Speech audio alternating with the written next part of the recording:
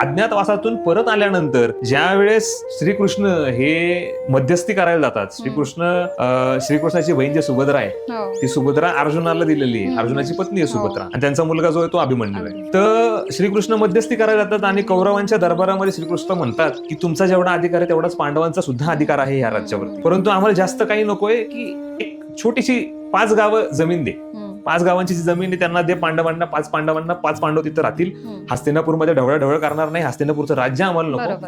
परंतु तोपर्यंत दुर्योधनाचा अहंकार अशा लेवलला गेला असतो की दुर्योधन म्हणतो की 5 गावं तर सोडून द्या, सुईच्या टोका इतकी जमीन पण नाही देणार. आणि मग तो ती आज्ञा दिलेली आहे की ह्याला श्रीकृष्णालाच कैद करा, आणि मग श्रीकृष्ण त्याला त्याचं विश्वरूप दाखवतात आणि तिथून निघून जातात आणि आता युद्ध अटळ आहे असं सांगतात. आणि त्यानंतर मग ती युद्धाची तयारी सुरू होते. युद्धाची तयारी जेव्हा सुरू झालेली आपण इतिहासाच्या पानांमध्ये डोकावून बघतो, पिढ्यानपार भगवद्गीता एका पिढीकडून दुसऱ्या पिढीकडे आलेली. इतिहासाच्या पानांमध्ये जर डोकावलं तर जवळपास 40 लाख लोक ह्या युद्धामध्ये सहभागी झालेले.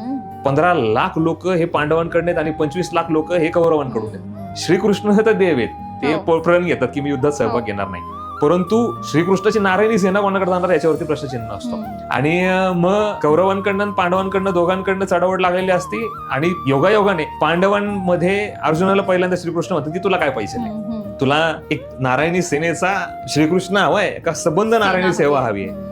परंतु त्यावेळेस हे जे महत्वाचे निर्णय असतात ना आपल्या पण आयुष्यात घेताना, की राईट सिलेक्शन, अर्जुनाने योग्य सिलेक्शन केलेलं आहे, अर्जुनाने श्रीकृष्णाची निवड केली आहे